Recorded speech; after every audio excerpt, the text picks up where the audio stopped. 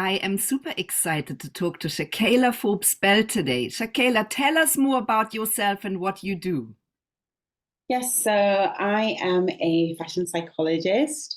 I'm an author of the book Big Dress Energy, but I also do a lot of like consultations and brand sponsorships with different fashion and beauty brands. I also own and run the platform Fashion is Psychology, which is just dedicated to introducing more people into all of the research and all of the amazing insights that they can learn from fashion psychology. Shakaila, you have to show off a little because you're really a best-selling author. You're the first Black person to earn a degree, a master's degree in fashion psychology. So tell us a little bit about your journey. How did you get to this space where you really own it? You own this space. Well, I was always interested in fashion from a very young age. I used to, make new dresses for my dolls, and I would be always interested in what's going on the runways. But I excelled academically in psychology. I love to understand people's motivation behind why they do certain things. I was fascinated by research and how psychologists really utilize their skills to understand what was driving people and utilizing different stimuli to see how people react in different scenarios. So I wanted to pursue that. However, my love for fashion never waned. There was a big push for me to get into clinical psychology, but I was very invested in the social element. And I was lucky that I had a really empathetic supervisor in my last year that kind of let me run a bit wild with my dissertation project. And during my first year, it was actually the first wave of the Black Lives Matter movement. So a young man by the name of Trayvon Martin, so he was senselessly murdered. And some of the conversations happening around that time from some maybe right-leaning people were saying that if he wasn't wearing a hoodie, he wouldn't be seen as a criminal, he wouldn't be seen as a thug. But during that same period, we had a lot of luxury brands embracing streetwear items like hoodies. We had a lot of tech bros in Silicon Valley wearing these hoodies and being seen as, pinnacles of achievements and being hailed for not wearing, traditional suits or being looking formal. So I wanted to look at the intersection between clothing, race, and impression formation. And I created the Hoodie Project. And I loved it so much and I did really well on it and I wanted more. I really wanted to see if I could just research more into the relationship between us and clothes, not only in how people perceive us, but in how we use it to celebrate our identity, to conceal parts of our identity, to connect with others, or to even change the way we think and feel and act. And I was lucky that I found the course at London College of Fashion, which was psychology for fashion professionals. And again, my last report was kind of based on something that was reactionary. Again, it was in response to this time an editor at Vogue saying that if a Black model was on a cover magazine, it wouldn't sell. Luckily, they're a former editor now, but I wanted again to look at racial representation within the fashion space. And I published my paper, which empirically proved that racial inclusion and diversity in fashion media doesn't only benefit us as a society, it makes financial sense. It's economically advantageous to include representation. When people see themselves reflected in a positive light, they want to invest more, they want to spend more money, they feel closer to that brand. And it just opened me up to all of this research. And I found that it wasn't accessible to the everyday person. People were continuously buying clothes. We had topics around sustainability and accessibility and all of these things within fashion, and people even having being called shopaholics, self-confessed, and always complaining about having nothing to wear. And a lot of these TV shows telling specifically women you need to dress a certain way. And I feel like there was so much missing from that conversation. So that's why I created my platform, Fashion is Psychology. I wanted to show people that this is the research that's out there. It's valid, it's scientific, and I wanted to put it in a language that they can understand, that they can utilize in their everyday life. And one thing led to another, and a literary agent came into my DMs and asked me if I ever thought about writing a book. And then we had Big Just Energy, and I'm so proud to say that it's become a bestseller. And now, everyone has an opportunity to introduce fashion psychology insights into their everyday life. It's amazing, Shakaila. I'm blown away. It's so needed, and these conversations are so needed. And I'm so thankful that you're there to really not only kick them off, but to carry them on. Tell us quickly about your book, Shakaila. So tell us a little bit. What is the book about? Yes, so Big Just Energy is all about fashion psychology, but for the everyday person. So it really is an introduction into what fashion psychology is, and which is about understanding how clothes help you express different parts of your identity, how it helps you connect with other people, how it shapes the way you feel about your body and your body image. There's so much conversations about body image, and they're not realizing that we spend so much of our lives in clothes, and different clothes can change our relationship with our bodies and the way our clothed bodies are portrayed in the media. So there's discussions about that. There's discussions about, how we shop and how we can use psychological tactics to make sure that, especially in an economic crisis, we're spending our money wisely. I always say we're never going to stop buying clothes. Brands are never going to stop making clothes. So why not use scientific research to make sure that we're spending and shopping wisely, and we're buying things that make us feel good? So understanding the power of different styles and different fits and how they can help you dress your most authentic self. You are obviously a scientist, Shakela, and I love that. And I wonder, what are people's reactions when you tell them what you do? Yeah, so it's so interesting because there has definitely been a shift at the very beginning of my career when I was doing my degree and I told them about fashion psychology.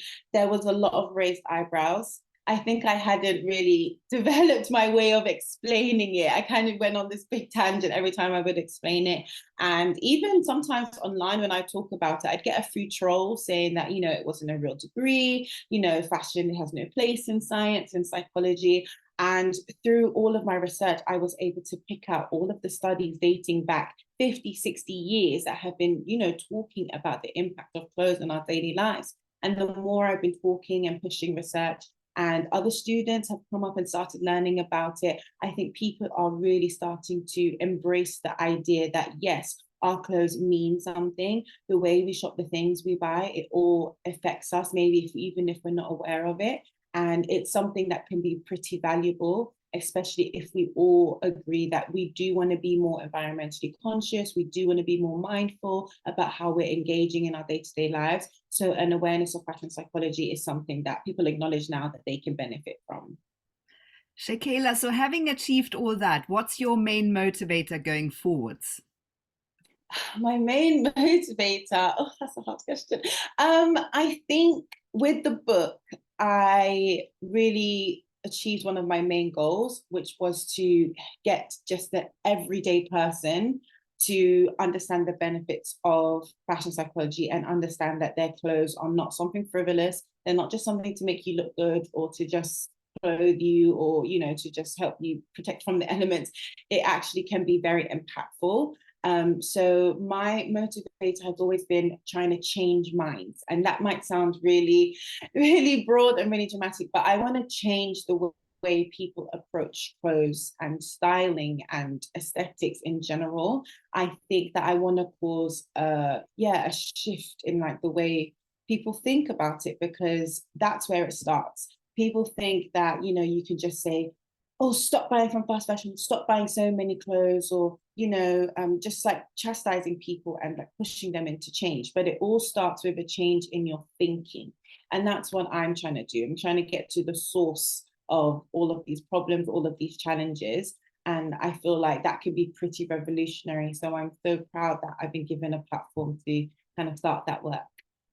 Yes, and it's not just about building your own platform. It's also about inhabiting the space, Shakela, which you do so well. So you really are a disruptor. Tell us what you think is your superpower. Oh, I think my superpower has been my ability to communicate sometimes incredibly dense bits of information and research and scientific theories into a language that people can understand. One critique that I love about my book is that as much as it has so much information, it's funny. And that's what I really wanted to come across. I feel like if you get this information in a way that you feel like it's from your friend, like you're just having a chat with a pal, it's easier to digest. So I think that's my superpower, to be able to come across as like very warm and friendly, but still educate you on something that is, I think, pretty interesting and in depth. Shakaila, you have been studying the psychological impact of style and beauty. What would your top three tips maybe be for women in this day and age of how to express yourself sustainably? I think we all, I would say, well, not me, maybe we all, but I know I certainly do, and I know a lot of people do love clothes, loves fashion, loves style, loves anything that's aesthetically pleasing. But before you even put anything on, ask yourself, how you want to feel, how do you want to show up in the world, what part of you do you want to express, and use your clothes as a tool for that. Understand that your clothes can be the extra, that cherry on the top of the cake that can help you take you from maybe where you are to where you want to be. So that would be my first tip. My second tip would be to think about all of the different things that might be pushing you to buy something. So sometimes we're buying something because it's something that's missing from a wardrobe and something we really love. And that's what we like to tell ourselves. But most of the times it could be because we've been persuaded by psychological tactics by retailers. We've been, experiencing FOMO. We've been pressured from, seeing a lot of likes on social media, or, like a lot of people is selling out. So that's scarcity. We've been feeling insecure or bad about ourselves, so we want to pick me up. So we're using like clothes to do that. So really ask yourself, what is driving you to buy this thing, to make sure that it's something that will actually bring value to you and your wardrobe. And the last thing I would say is to maybe understand how you can use your clothes to change your mood as well. Think about, if you, it's not, I think people think about the relationship with clothes and mood as only look good, feel good, but there's so much more to that. Sometimes, even if you're having a bad day and you don't even want to communicate that, you can use your clothes to effectively communicate that. I call it my like socially distanced outfits. When you have like big hat, big hoodie, kind of wearing very dark, it's kind of like expressing yourself to like people to stay away from you. But then you have your like, those happy outfits when you want people to come, I call them conversation starter outfits, where I'm wearing something maybe bright, something, that's a bit different, that's quirky, that's expressing myself in a way that's inviting. So understand the language of your clothes and make sure they're saying what exactly you want them to. Thank you. These are excellent tips, Shakaila. Thank you for that. Now, last question, Shakaila. What are your plans or dreams for your future? Where are you heading? My dream, I've never been shy about saying this, is I've always loved the television space. I love any opportunity that I've had to be on the big screen and to be showcasing like the insights that I have about fashion psychology to a very broad audience. And I've been so lucky that I've had lots of opportunities to do that recently, but I would just love to do that more and more. It just means that more people could learn about fashion psychology and use those insights to change the way they think and the way they dress for good. Shakaila, thank you so much for coming on with me. What an inspiring conversation. Thank you so much, Stephanie.